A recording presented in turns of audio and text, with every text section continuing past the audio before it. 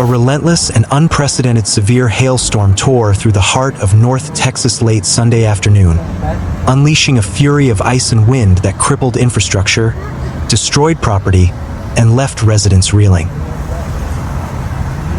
The storm, which followed a day of oppressive humidity and rising temperatures, intensified with a ferocity that caught many off guard, despite earlier warnings from meteorological services. From the bustling urban centers of the Dallas-Fort Worth Metroplex to the quieter, rural communities on its periphery, the sky's chaos descended, transforming an ordinary Sunday into a scene of widespread devastation. The event began, as many Texas storms do, with an ominous darkening of the sky.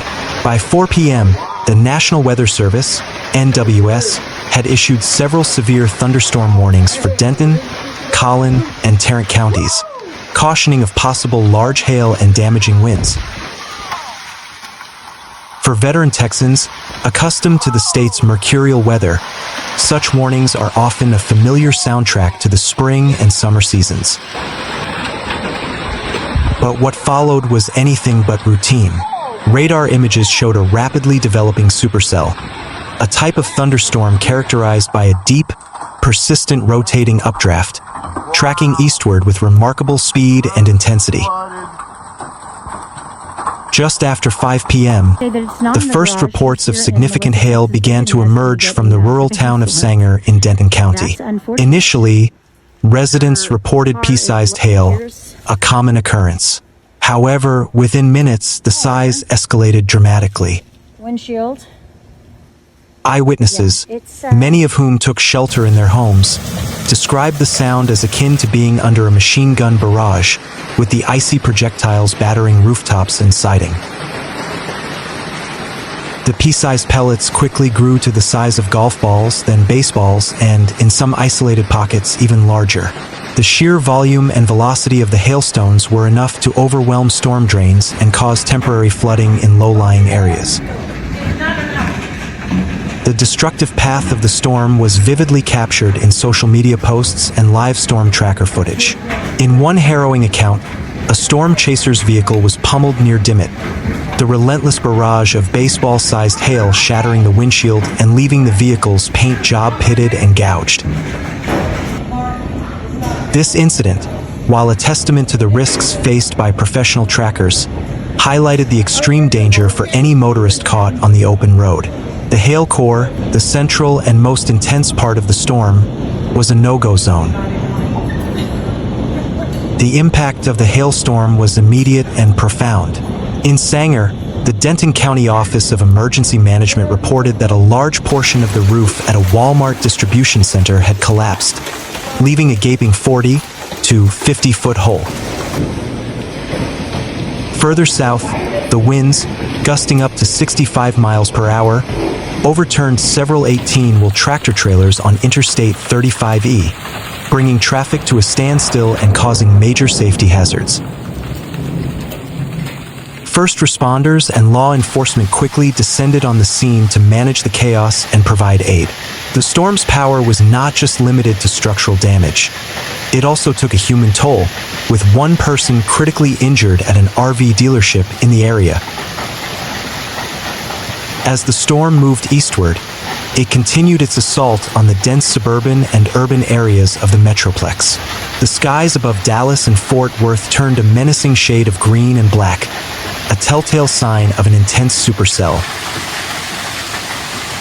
Thousands of residents scrambled to park their cars in garages or under awnings, but many were not so lucky.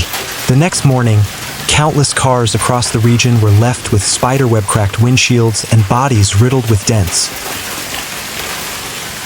Insurance claims, which have seen a steady rise in Texas due to the increasing frequency and intensity of severe weather, were expected to surge dramatically in the coming days.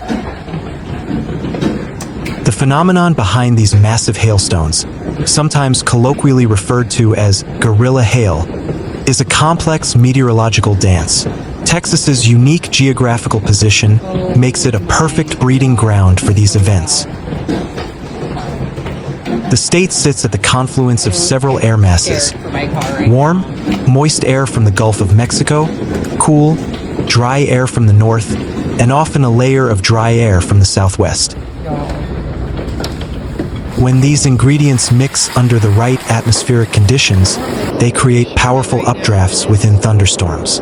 These updrafts act like elevators, carrying water droplets far into the atmosphere, where temperatures are well below freezing. The ice pellets then begin a process of accretion, gathering more layers of supercooled water as they are tossed around by the storm's powerful currents. The stronger the updraft, the longer the hailstone stays suspended, and the larger it can grow before gravity finally pulls it back to Earth. For the residents of North Texas, the aftermath is a familiar but daunting process. Homeowners now face the monumental task of assessing damage, navigating insurance claims, and arranging for repairs. Rooftops, many of which had recently been replaced following previous hail events, will need another inspection. The sound of hammers and the sight of crews on ladders will become commonplace in neighborhoods across the Metroplex in the weeks to come. The financial impact is expected to be staggering, with estimates likely to run into the billions of dollars, a figure reminiscent of past costly Texas storms. Beyond the immediate property damage, the storm served as a stark reminder of the state's vulnerability to severe weather. As climate patterns continue to shift, many experts suggest that the intensity and frequency of such extreme weather events will only increase. This reality forces a reevaluation of building codes, infrastructure resilience, and personal preparedness. Discussions about impact-resistant roofing materials and reinforced windows, often considered luxury upgrades in the past, are now becoming standard considerations for Texas homeowners. For the meteorological community, Sunday's storm will be another dataset to analyze. The NWS and other weather researchers will pore over radar data, satellite imagery, and eyewitness reports to better understand the storm's dynamics and refine forecasting models. The record-breaking hailstone that fell in Hondo in 2021, measuring over 6 inches in diameter, still stands as a testament to the extreme conditions Texas can produce. While Sunday's storm may not have produced a new record, its widespread impact across one of the state's most densely populated areas makes it a historically significant event.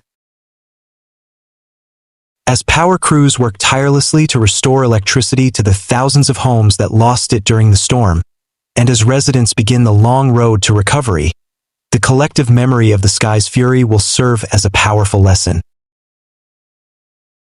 The Texas sky can be a source of immense beauty, but it can also be an unforgiving and destructive force, reminding all who live under it that preparedness and respect for nature's power are not just suggestions, they are necessities.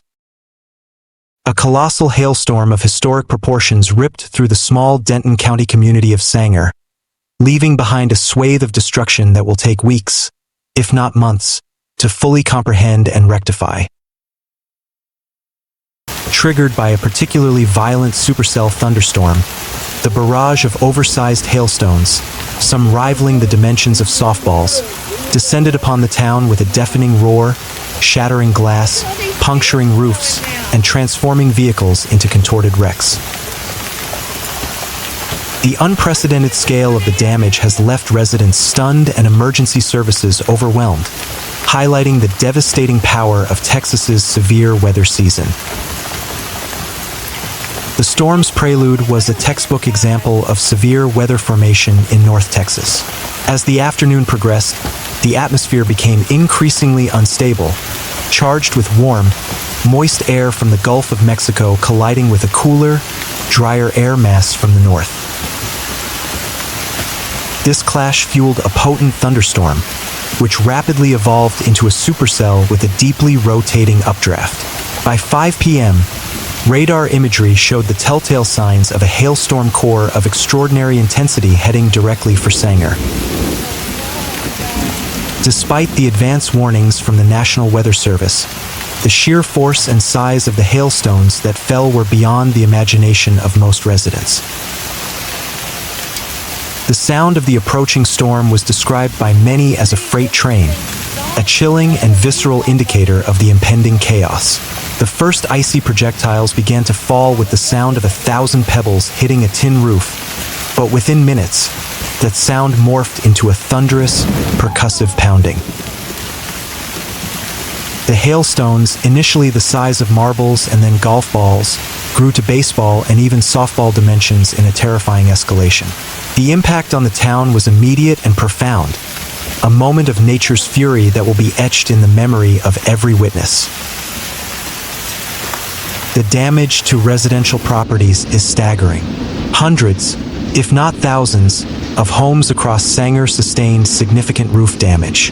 The high-velocity hailstones, some measuring up to 5.9 inches in diameter, tore through asphalt shingles, leaving behind countless craters and puncture marks.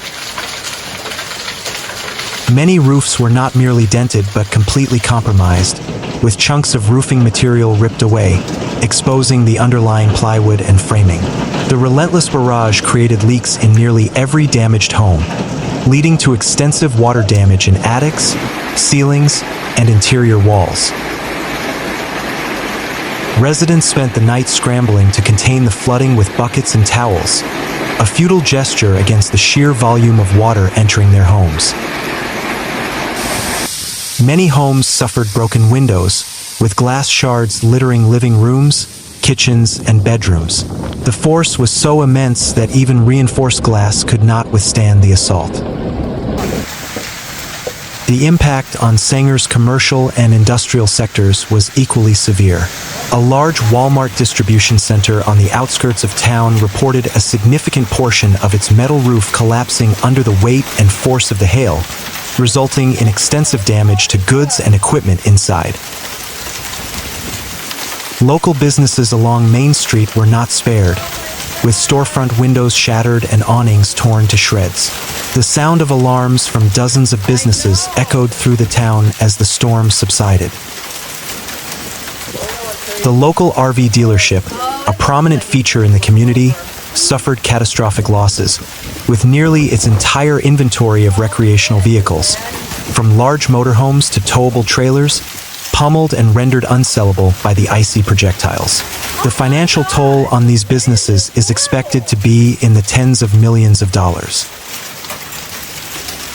For vehicle owners, the storm was an absolute disaster.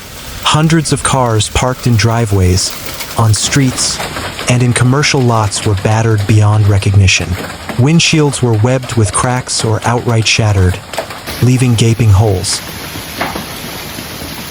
The bodies of the vehicles were riddled with dents of varying sizes, resembling the surface of a golf ball.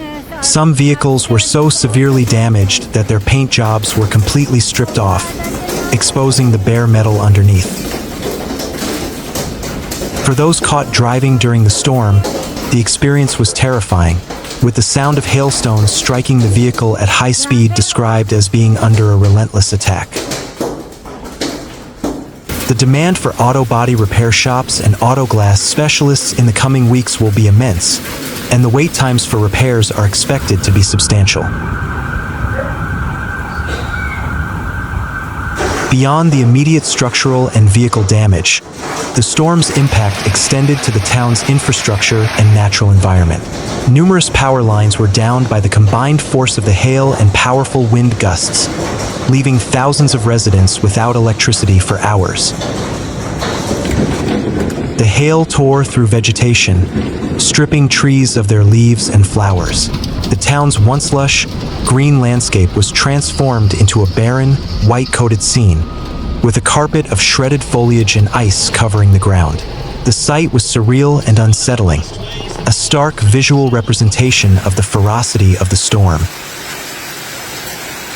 The recovery process for Sanger is just beginning. Emergency management teams, volunteers, and insurance adjusters have already begun the massive undertaking of damage assessment and relief efforts. Residents are now faced with the daunting task of navigating the complex process of insurance claims, finding temporary repairs for their damaged homes, and dealing with the emotional and financial strain of such a significant event.